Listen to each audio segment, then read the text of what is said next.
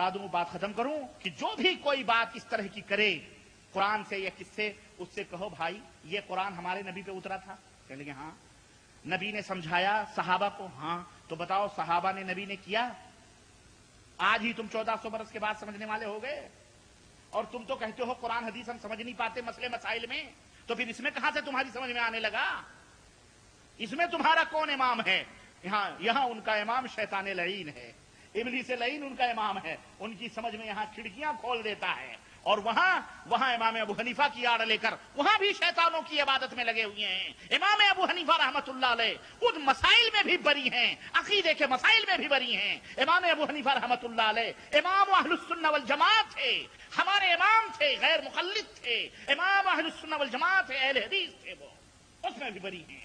इमाम साहब की तरफ और उम्मत मोहम्मदिया के लोगों ये बात नोट की जाए, और तुम भी अपने दिमागों में नोट कर लो, और जहां भी दुनिया में जितने भी हमारे देश में मुल्ले मौलवी हैं उनसे भी पूछो कि इमाम अबू हनीफा रहमतुल्लाह अलैह ने दुनिया में कौन सी किताब लिख करके छोड़ी। इमाम साहब रहमतुल्लाह अलैह की तरफ जो तुम ये मजहब और ये तमाम सब मंसूब करते हो, हमें इमाम साहब का एक कौल बतला दो, ज्यादा नहीं, एक। और मैं छूट देता हूं आज, एक कौल नहीं, वो एक कौल हो और वो भी ज़ईफ कौल, सही नहीं, हसन नहीं, मकबूल नहीं। कौन सा कौल? ज़ईफ कौल कि इमाम अबू हनीफा रहमतुल्लाह अलैह ने यह कहा हो कि ऐ लोगों, मैंने मजहब बनाया है और इस मेरे मजहब के नाम की तरफ अपनी निस्बत करते हुए अपने आप को हनफी कहो या अपना मजहब हनफी बनाओ। इमाम साहब ने कहा एक ज़ईफ कौल, एक ज़ईफ कमजोर कौल बतलाओ इमाम साहब। हाशा व कल्ला, हाशा व कल्ला, वो इमाम अल्लाह अकबर। लेकिन हमसे पूछो हमारे इमाम ने क्या कहा है?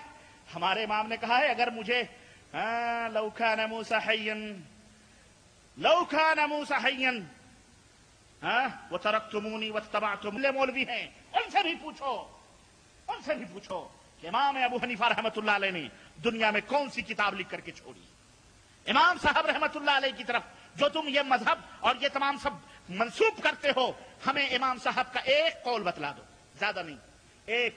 और मैं छूट देता हूं आज, एक कौल नहीं, वो एक कौल हो और वो भी ज़ईफ कौल, सही नहीं, हसन नहीं, मकबूल नहीं। कौन सा कौल? ज़ईफ कौल कि इमाम अबू हनीफा रहमतुल्लाह अलैह ने यह कहा हो कि ऐ लोगों, मैंने मजहब बनाया है और इस मेरे मजहब के नाम की तरफ अपनी निस्बत करते हुए अपने आप को हनफी कहो या अपना मजहब हनफी बनाओ। इमाम साहब ने कहा एक ज़ईफ कौल, एक ज़ईफ कमजोर कौल बतलाओ इमाम साहब। हाशा व कल्ला, हाशा व कल्ला, वो इमाम अल्लाह अकबर। लेकिन हमसे पूछो हमारे इमाम ने क्या कहा है? हमारे इमाम ने कहा है अगर मुझे लौ कान मूसा हय्यन, लौ कान मूसा हय्यन व तरक्तुमूनी वत्तबअतुमूहु लज़ललतुम अन सवाइस सबील। अरे हमारी शान वो है, हमारा इमाम आजम हजरत मोहम्मद रसूलुल्लाह सैयदुल अरब वल अजम ये फरमाता है कि मेरी उम्मत के लोगों, अगर मूसा जिंदा होकर के आ जाएं और मुझे छोड़कर मूसा कलीमुल्लाह जो आसमानी किताब लेकर के आए हैं, जन्नती हैं, मासूम हैं, अल्लाह के कलीम हैं, अगर उनको फॉलो करोगे, उनकी इत्तिबा करोगे, लज़ललतुम अन सवाइस सबील, सिराते मुस्तकीम से भटक जाओगे। ये हमारा इमाम कहता है। हमारे इमाम ने अपनी इत्तिबा करने का हुक्म दिया है। किसकी इत्तिबा? एक नहीं, सैकड़ों। और उस इमाम की इत्तिबा करने का हुक्म अर्श वाले ने दिया है कि नहीं है? वसल्लल्लाहु अला नबीना मुहम्मद व अला आलिहि व सहबिहि अजमईन। अल्लाह हम सबको इत्तिबाए मुस्तफा करने की तौफीक अता फरमाए और मोहम्मदुर रसूलुल्लाह सल्लल्लाहु अलैहि वसल्लम की मारिफत हासिल करने के बाद में हमें मोहम्मदुर रसूलुल्लाह के नक्शे कदम पे चलने की तौफीक अता फरमाए। आमीन या रब्बल आलमीन। व सल्लल्लाहु अला नबीना मुहम्मद व अला आलिहि व सहबिहि अजमईन। अस्सलामु अलैकुम व रहमतुल्लाहि व बरकातुहू।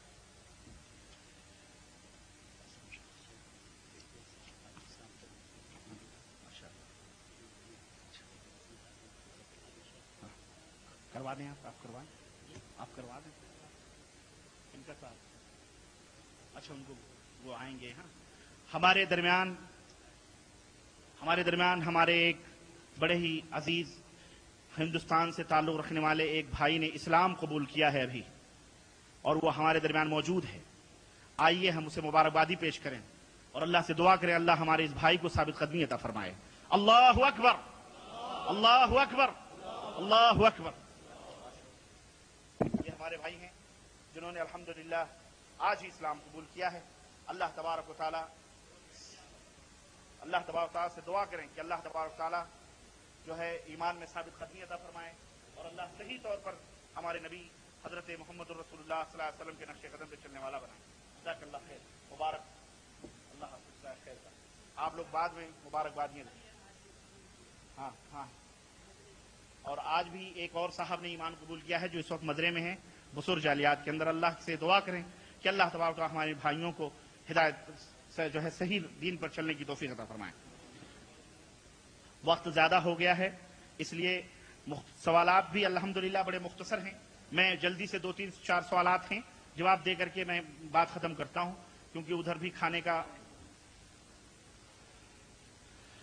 اللہ تبارک تعالیٰ نے قرآن مجید میں فرمایا ہے، اے نبی ہم نے تمہارے آگے والے اور پچھلے والے گناہ معاف کر دیے، جبکہ نبی اکرم گناہوں سے پاک ہیں۔ جواب فرمایا، بے شک اللہ کے رسول صلی اللہ علیہ وسلم گناہوں سے پاک ہیں، لیکن لغزشیں جو ہوتی ہیں، وہ لغزشیں جو ہوتی ہیں کبھی کبھی بھول چوک جو ہوتی ہے وہ نبیوں سے بھی ہو جاتی ہے۔ جیسے حضرت آدم سے لغزش ہوئی کہ انہوں نے شیطان کے بہکاوے میں دانہ کھا لیا، اللہ کے نبی نے 4 کے بجائے 3 رکعت پڑھ لی، یا 3 کے بجائے 4 رکعت پڑھی، جسے سجدے سہو ہوا۔ تو ایسی لغزشیں، ایسی چیزیں ہو جاتی ہیں جنہیں اللہ تعالیٰ بعد میں متنبع فرماتا ہے۔ ایک آدمی کی شادی کی ویڈیو بنی، اب وہ وفات پا گیا ہے، اس کی تصویر دیکھنا گناہ ہے کہ نہیں؟ ایسی تصویریں بنانا حرام ہے جو فضول ہے۔ میرا نکاح آج کے 11 سال پہلے ہوا تھا اور میری بیوی کے وارث بھی راضی نہیں تھے۔ نکاح ایسی حالت میں ہوا کہ میں نے نماز پڑھتا تھا نہ ہی اور احکام دین بجا لاتا تھا، اور نکاح کے وقت بھی میں نشے کی حالت میں تھا۔ کیا میرا نکاح صحیح ہے؟ حالانکہ اس بیوی سے میرے بچے بھی ہیں، اسی حالت میں مجھے کیا کرنا؟ آپ کا نکاح الحمدللہ درست ہے۔ آپ جب نشے سے ٹوٹے ہیں، یعنی آپ کا نشہ جب ہرن ہوا ہے، تو آپ نے اسے بیوی تسلیم کیا ہے نا، خلاص ہو گئی بات، خلاص باقی بات خلاص۔